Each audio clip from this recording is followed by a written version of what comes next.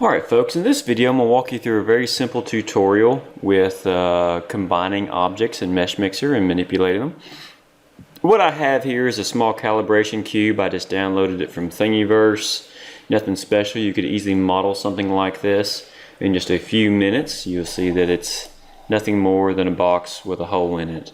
And let's just say that I want to add some hooks to this particular box so that I could use it to suspend it, or maybe I can actually, use it as like a cross piece. Who knows? Let's just say I want to add some hooks to it for that purpose, or maybe some rings. So to do this, it's a very simple process. You have to actually bring in the shapes. If you don't have a ring you want to use, you can always go to our Meshmixer here and grab a donut. Now I'm going to grab the donut and bring it over here. I'm going to add the donut to it. So the overall goal, let me just sketch out what I'm doing first so you get the idea before I do it. I want to click the right tool. I want to add a ring shaped to this component. So it'd be like that. Maybe I want to do one on each side. And I can use a donut to make that happen pretty easy. But I want them to merge. I shouldn't add that line. I want them to merge into the object and work with it. So I'll have to combine it when it's done. I could even decide if I want to do the other side too, like that. So that's what my goal is. So to do this, I'll go up to Meshmixer and I'll grab this donut. Now, one of the things I want to warn you is you'll notice that I do not try to add the donut directly to the box. That's a big no-no. What happens when you do that is that Meshmixer will limit your ability to manipulate it because it thinks you have to have it attached. So see how I don't have hardly any options right here? It's just floating around the edges. Don't do that.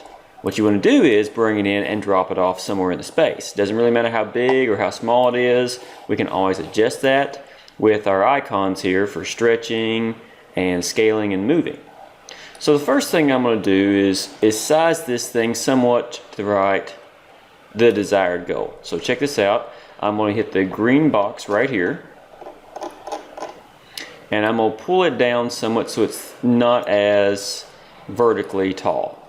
I'm also going to stretch out this just a little bit more, and maybe this. So my part's looking better. It's not great, but it is at least, I might stretch it in a little bit this way. Maybe I haven't pulled it a little bit more, too much that way. And I'm going to move it this way, and this way, that sort of thing. And this looks good. It looks like it'll work pretty well, but you might notice and say, well, wait a second, Eric, you got this whole big donut on the inside and that's not going to do you much good in terms of hooking on to this thing. And I would totally agree with that. I would say, you know what, you're right, I can't leave that donut right there inside the open space. So I'm going to have to fix that problem. But anyway, I have at least positioned it correctly. So again, when I brought it in, I didn't try to attach it to it. I floated out inside and did my box scalers to make some adjustments and used my arrows to do this. Now, had it been oriented in the wrong direction, I could have easily grabbed one of these rotators and rotated it into position 2. But anyway, it fit just fine. So my first problem I need to fix is this whole problem with this extra ring on it, which is a quick and easy fix. Watch this. I'm going to turn on my object browser that you see that's not turned on right now, and I'm going to turn off the box. Now that it's turned off, I have the ability to just work on this, and watch this. I'm going to go to Edit, I'm going to do a plane cut, I'm going to switch the plane cut around, we'll rotate it a little bit, not that way apparently. I'm going to rotate it this way so it is facing the 90 mark, and I'm going to shift it a little bit this way. About half, and I'm going to flip my arrow by clicking that and make it cut off this half, leave this half. Hit accept, and I'm going to turn my box back on, and sure enough, yeah, it's not perfect, but I can easily click on it with my edit transform feature and pull it out just a little bit so it comes back and touches. See how I did that? Alright, so that's what I want you to do. I want you to pause the video right now and go get a box. You can create one. You can actually just make your own using Meshmixer.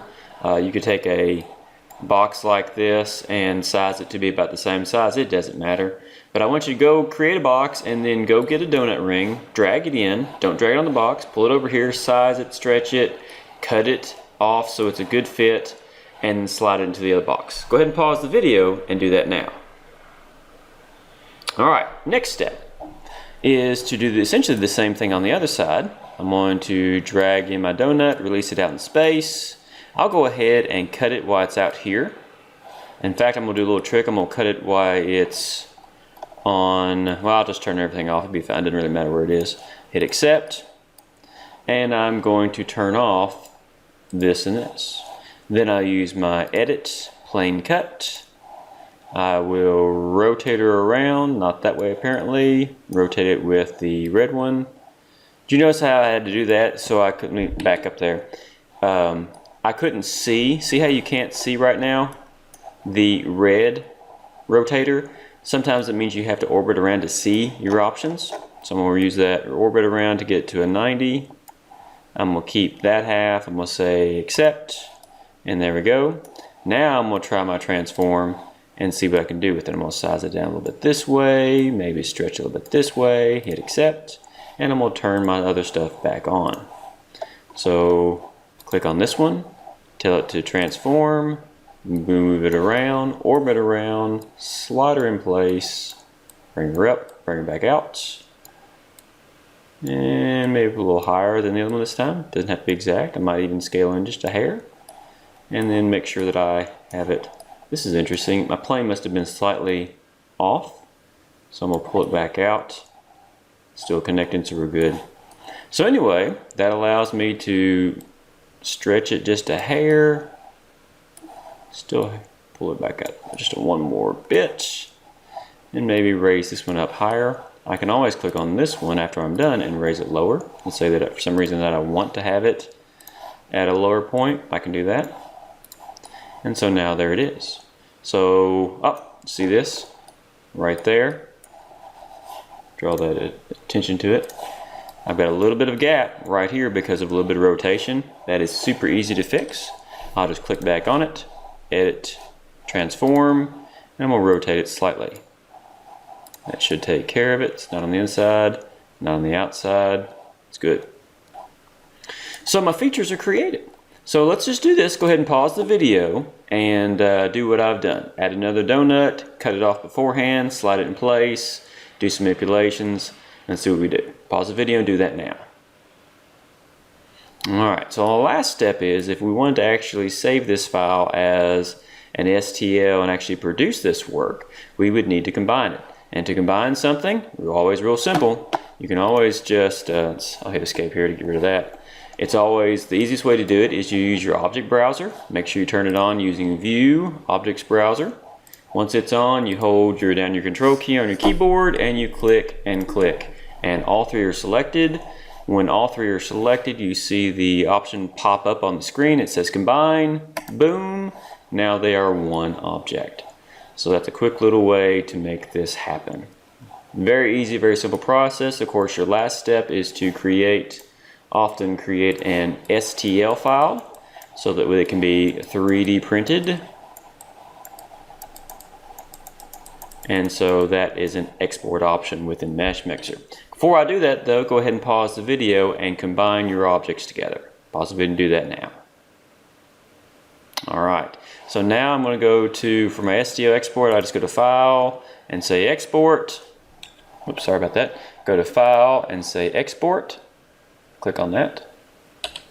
When it pops up, you name your file as supposed to. Let's just say test donut box and say save. The file is now converted to an STL file out on that drive that I can use. Now notice that again that this conversion to an STL